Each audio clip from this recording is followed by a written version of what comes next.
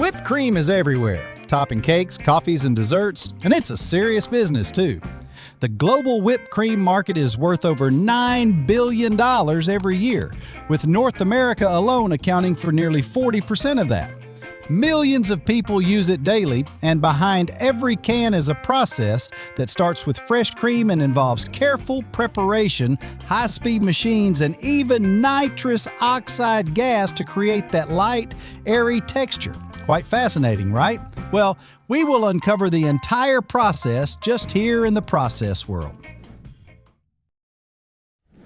Whipped cream might feel like a modern treat, but its roots go way back. The first known recipes for something very similar appeared in Europe during the 1500s. In Italy, it was called milk snow, a sweet, frothy treat made by whipping cream by hand. By the 1600s, French chefs were refining the technique, and it earned the name crème chantilly, named after the famous Chateau de Chantilly, where it was served at royal banquets. Fast forward to the early 20th century, and whipped cream took a huge leap from kitchen to factory thanks to new food technology. In the 1930s, inventors figured out how to use pressurized gas to whip cream instantly, giving rise to the canned whipped cream we know today. In 1948, Reddi-wip became the first brand to sell whipped cream in an aerosol can, making it easy to enjoy at home, no hand whipping required. So while it feels like an everyday topping now, whipped cream has traveled through centuries, from royal tables in France to high-tech production lines and supermarket shelves. That rich history is what makes this simple treat even more fascinating. But how exactly is it made? Well, before we get into that, please leave a like and subscribe for more amazing videos like this one. Now moving on. It all starts with fresh milk arriving at the factory straight from dairy farms.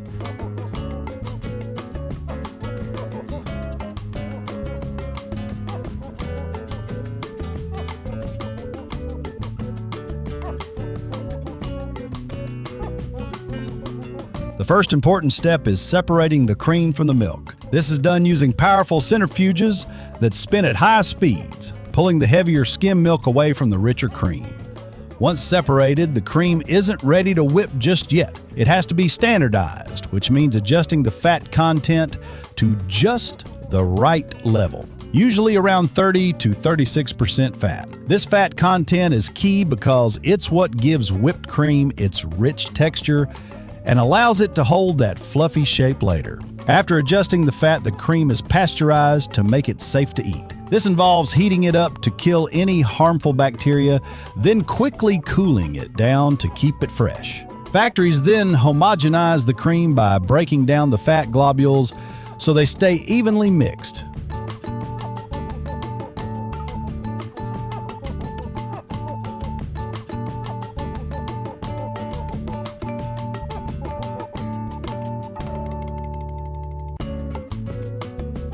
Which makes the cream smooth and ready for the next step. Even at this early stage, the process is carefully controlled to make sure the cream is consistent and safe. Interestingly, countries in the Gulf region like Saudi Arabia and the UAE have seen rising demand for ready-made whipped cream products, driven by a growing cafe culture and a love of coffee drinks topped with cream. So every batch that goes through a factory has to meet strict quality standards before it can move on to become whipped cream. Once the cream has been pasteurized and homogenized, it isn't sent straight to the whipping machines. First, it goes through a step called maturation. This simply means the cream is chilled and held at a cold temperature, around 5 degrees Celsius, for several hours, often up to a full day. Why? Because this cooling process allows the fat in the cream to crystallize, which is essential for getting that perfect whipped texture later on. Without proper fat crystallization, the cream wouldn't whip well or hold its shape. During this time, some factories also prepare the cream with additives. These can include stabilizers like gelatin or carrageenan, and emulsifiers such as monoglycerides and diglycerides. These ingredients help the whipped cream stay smooth, light, and stable over time, especially if it's going to sit on store shelves for days or weeks. This step is where the factory ensures the cream is physically ready to transform into the fluffy whipped cream we all know. In factories, this isn't done with a simple whisk. Instead, they use large industrial machines designed to whip cream quickly, consistently, and on a massive scale. There are two main methods factories use: continuous inline whipping and batch whipping. In continuous inline whipping, the cream flows through a machine equipped with fast rotating blades while air is carefully mixed in. This method is efficient and allows factories to produce whipped cream non-stop with the right texture every time. Batch whipping, on the other hand, involves mixing large quantities of cream in big, chilled tanks where the air is gently folded in. Both methods work to trap tiny air bubbles inside the cream, which gives it that smooth and airy structure. One key detail during this step is temperature control. Factories keep the cream cool while it's whipped, usually between 7 and 12 degrees Celsius, because the cooler temperature helps the fat hold the air better. If the cream warms up too much, it won't whip properly and the texture won't be stable. Now note that before the whipped cream reaches the packaging stage, factories go through detailed quality checks to make sure every batch is safe, fresh, and consistent. An ongoing process that happens at every key point in production. Quality control and hygiene standards. Right after the cream is prepared and whipped, technicians test for things like fat content, air content, called overrun, and texture. These checks ensure the whipped cream feels smooth, holds its shape, and has the perfect lightness that people expect. If anything is off, the batch won't move forward. Hygiene is also a major focus throughout the entire production line.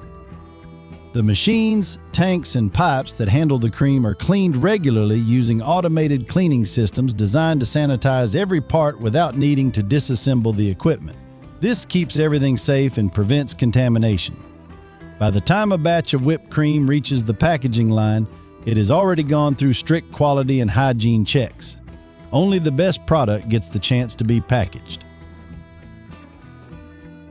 In this stage, factories have specialized packaging lines designed just for whipped cream, and they move fast.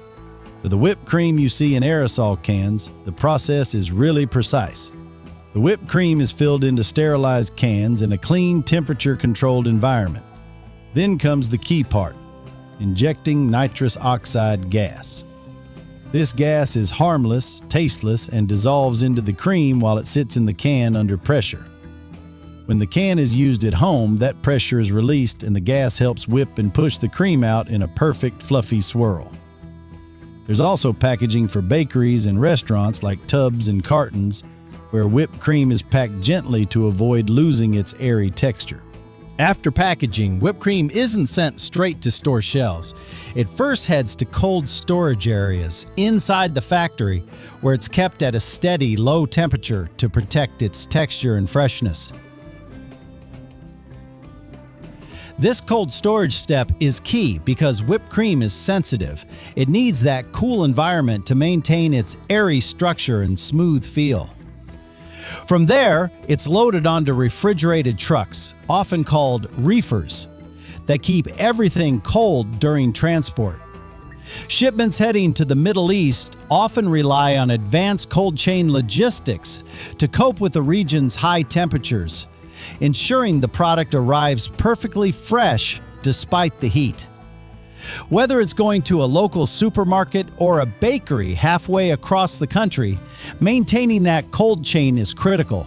Any break in temperature control could affect the quality, and factories take that seriously. By the time you see a can or tub of whipped cream in the store's refrigerated section, it has passed through a carefully controlled storage and transport system, all designed to deliver it fresh, fluffy, and ready to use. If you could invent your own whipped topping flavor, what would it be? Something classic like chocolate, or would you go totally wild with a flavor no one's tried before? Let us know. We're curious to hear what creative ideas you'd come up with. Also, leave a like, subscribe, and turn on the notification bell for more amazing videos like this one.